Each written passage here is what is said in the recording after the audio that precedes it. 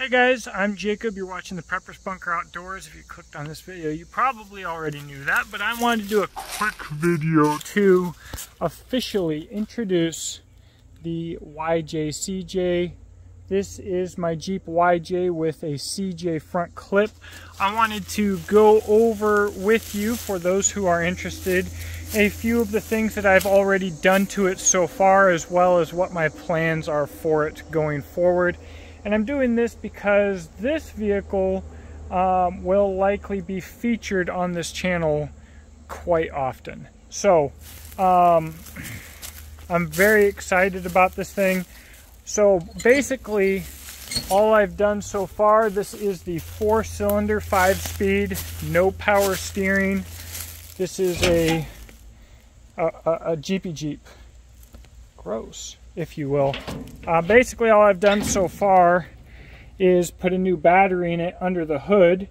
I need to further modify the battery box because it sits in there a little bit crusty. I also believe I probably have a exhaust leak to track down. It's not bad. It's not annoying and loud like a lot of exhaust leaks are, but there you go. Let's see, I did the Jeep hood mod. Check this out here. So what you want to do for the hood mod is, this is the most important thing to do with your Jeep, all right, to have the like legit points. You don't latch your hood down. Get distracted, okay? Get distracted. Don't latch your hood down, and then when you drive for more than a couple seconds, it will fly up and smash on your windshield right there, and it'll put this Jeep badge dent into your hood right there. Bikini top, still getting that fit. Oh guys, the weather channel in these Jeeps, it's a little channel right here. Hopefully you can see. It seems like a little bit of a silly design to me, and if you don't pay attention to that thing and it starts pulling loose and pulling free, you can do a lot of damage to your windshield frame here.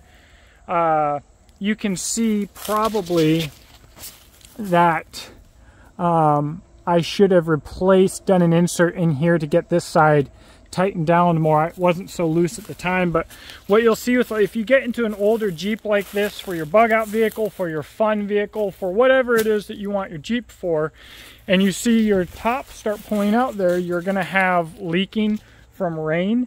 But also you will see, your first thought might be, I'll use some bigger screws and just tighten it down with some glue.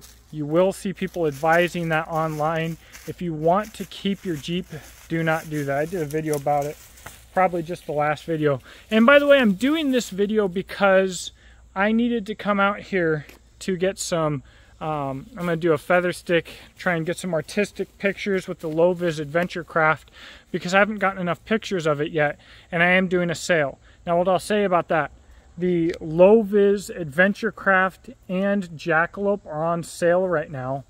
And if you have an adventure craft but you haven't tried the jackalope yet, it is different enough to be worth it. It could actually blow your mind, believe it or not, and at the sale price it would be a good time to grab it. Not only that, I may consider changing the color of low-vis because it is this custom parkerized color. If it's too much of a pain in the butt for the low-vis, for high numbers and everything else, we might give it the axe. I'm not exactly sure yet. Back to what we're talking about here. I did a U-joint down here. It was quite easy. Removed the front sway bar and the rear track bar. I will likely do a whole video on this because the design of the front and rear track bar is a little bit silly. It's not that the engineers thought it was a good idea, it was that it was a new government mandate to try and reduce the amount of rolling or whatever. And so a track bar attaches the frame of your Jeep on one corner to the axle on the opposite corner. And if you've got a YJ, we're talking specifically about YJs here because track bars and panhards and stuff like that are a necessity on a linked suspension. But on a YJ with leaf springs that go straight up and down, having a link on this corner of your axle going up to your frame on this corner, that goes up and down in an arc, which your springs do not. And so I see people like violently supporting, like passionately supporting, keeping those on there for ride quality or trust the science, trust the engineers, whatever it is. It wasn't the engineers. Guys, for all of there are times to trust the engineers, but there are a lot of times, especially when the government is involved to any degree, where the engineers are not able to design something to perform ideally or as they would want. They have to perform around the constraints given to them. So consider that for a little bit. So like cold air intakes, yes, it's a waste of your money. Track bars on a leaf sprung vehicle, not good. So drop them. Handles, it's a lot nicer without them. Let's see. I don't know. Whatever. Alright, so the plans for this Jeep, I want to do things a little bit weird, guys. Your typical Jeep enjoyer immediately buys, man, that glare is wild, a 4-inch lift and 33-inch tires and goes wheeling. Alright? There are a lot of other things to consider before you start investing money into your Jeep. You know, make sure that everything's right. Like what I'm working with before I do any of these performance mods, we're going to make sure everything is right first. But guys, you need a locker or lockers more than you need mud tires. On these all-terrain tires that I've got, I am fairly certain that I would outperform most Jeeps on the trail and possibly, not for sure, but possibly even in the mud in a lot of environments if I have lockers and the other Jeep did not. So lockers are higher priority. So I'm gonna plan on doing something weird here. We're not gonna do the regular 4-inch and 33s thing. I am prioritizing the lockers, armor for the tub. I have a nice tub and I want to keep it that way. And we're going to try and keep this thing stock height, guys. So I'm going to plan on going with 30-inch tires. The other thing is, people, when they're looking for tires, what's interesting in the knife market and the gun market and anything, what is available is tailored to what people want. Selling the best product in the world doesn't make sense if nobody buys it. And if you want to make money and be profitable, you have to sell what people want. And if it's a good thing that you're selling, the best thing, an industry-changing thing, you have to convince them of such before they'll buy it, because they're not going to do their own research and find it, right? They're going to do what everybody else does.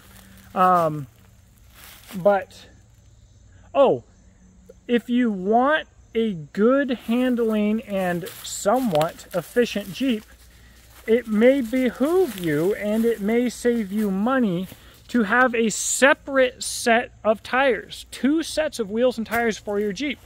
One for the street, one for off-road. That is my plan here. I'm planning on going with a very hyper-aggressive set of small 30-inch off-road tires. And these are 30-inch all-terrains. I may actually trade them for a set with nicer wheels of street tires that are about 27 inches, a 205/75/15. Which, by the way, someday I'm going to do a rant about the metric system of tire measurements, because I think it's the most insane thing ever, and I can't understand how it ever took hold. Anyways, okay. So, you know, and I can't tell you how many people I know personally I have heard personally who sold their Jeeps because they're like, man, this thing is an underpowered piece of crap that's terrible to drive, and it gets 8 miles to the gallon. And what did they do to it? All they did to it was put a big set of tires on it. Well, you didn't re-gear it. You're running big tires that weigh 4 times as much as your stock tires did. and you spent $1,500 on 4 or 5 new tires just to look cool and run them on the street and ruin them anyways. Okay, so think about that. It might behoove you to have a whole extra set of wheels and tires. So we're going to keep about stock height. I'm not quite stock height. I have some small heavy-duty boomerang shackles that give me about 3/4 of an inch of lift. I would still call that stock height because I don't think anybody on this planet would call 3/4 of an inch of lift an actual lift. So, okay, lots of rambling in this video. Some of you guys like that, maybe. Most of you probably don't, but I'm really good at it. So if you do like it, obviously you're in the right place. So, all right, first party, I've got a winch for it. So the winch is going on. All right, then rock sliders to protect the tub. I'm prioritizing those two things because I need a winch for towing vehicles up and onto dollies. I have vehicles that are blown up and not running right now that I need to tow places. I need a winch. So a winch was a higher priority. And also because if I do some light wheeling around with some buddies and stuff like that, somebody needs a winch, right? Right now it's more important to me to be able to enjoy wheeling and get out of situations than it is to be incredibly capable and to protect my tub. That's the other thing, is how many Jeep guys spend all of their money on wheels and tires and then just go wide open throttle without lockers and just tear their Jeep up. And after they get their first dent, they're like, to heck with the Jeep. And it either just becomes a POS or they just sell it or they spend the money. Maybe protect your body first. All right, so winch, already on its way, waiting for the winch plate, then rock sliders, and then lockers, front and rear. And in that process, I will have changed the oil. Oh, I already changed the transfer case oil. So in the process of doing that, I'll have changed the engine oil, the transmission oil, replaced all of the bushings through all of the suspension components with greasable bushings. And so by the time we get done here is a Jeep where everything is working properly. All right, everything is running right. I feel like Jeeps get a bad reputation because people put off taking care of them for so long to buy things that look cool or that are fun, and then they just end up selling it because it continues to suck because they never fixed anything. The next person buys it, doesn't realize everything that's wrong with it, and continues to just buy things because they look cool, and so on and so on. Priority here is to have everything working, everything reliable, everything working properly, and we will be eventually, the last thing I'll do is wheels and tires, and they'll probably be 30 inches. Right now the debate, the internal debate, is whether I'm going to go with a 29-inch by 8.5-inch Interco Super Swamper, so that I can get full articulation even for my really low height, and keep my center of gravity low. Or if I'm going to go with a 30-inch Interco UTV Bogger, which is not DOT approved, but is the stickier Interco competition compound. So even though it's a bogger, it would probably still stick to the rocks better because the compound is softer. So those are the thoughts here, guys. We're going to do this whole Jeep thing a little bit differently. And what I hope here, I sold some stuff that I didn't need or want as much anymore to get this Jeep project going. So this is not being funded through knife sales or my normal work. I'm selling crap. I'm going to sell a dirt bike. I've got a tractor to sell to do a lot of this stuff. My brother gave me a car, which I wanted to race, but now I'd rather off-road, so that will also probably go towards it. So that's just a little FYI. Another benefit to going with small tires, guys. Everybody complains that the stock axles are so weak, that the Jeeps are so underpowered, etc., etc., etc. But once again, you're putting big old tires, which gives the ground more leverage against your engine and drivetrain, and you go out and you just smash stuff and you just bust stuff. So there's a lot to be said for a small, low-ish vehicle with a low center of gravity, with a good departure angle and a good approach angle that still has a good breakover angle because of the short wheelbase, that can run long-term effectively, Lord willing, without braking all of the time and get you out on the trail cheaply and keep you on the trail cheaply. So, you know, that's what we're going to go for. If you are a Jeepster, let me know in the comment section below. If you're still watching because you're into this kind of thing, this is my first main obstacle here. I failed on this obstacle due to not having a locker or a spotter. I should have cut over a little bit here. I'm going to call this oil change for obvious reasons. You straddle this here. You know, someone was saying I needed to cut right at the end here. They were correct, but the difficulty here is you have to ride along this little rock ledge here, and this likes to spit you off right here. So I think even once I have lockers and buddies and stuff, I think that this is going to be a moderately challenging and fun obstacle. But I need to build up this mound of sandy dirt, which used to be a mountain bike jump for me. I need to put logs or rocks or something over this, or this obstacle will not be an obstacle very long. And then the next obstacle here, I need to grab something to get all these spider webs out of my face. The next obstacle here, I don't know what we're going to name this yet, but you can never tell from a camera, but we are at a fairly considerable incline here, and this V up this ledge is relatively considerable.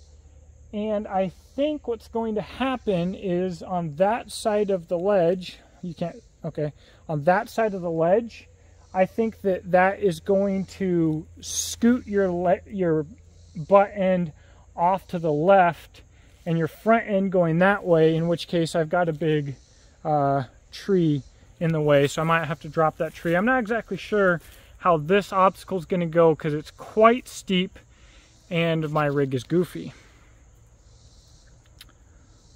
But it's going to be fun. I've got other obstacles planned through the property. I want the entire trail, the entire property to have trails through it, so that when trees go down or I have to do work or I have to do fencing or something, I can drive through the entire property with a trailer and use it as a little farm rig here.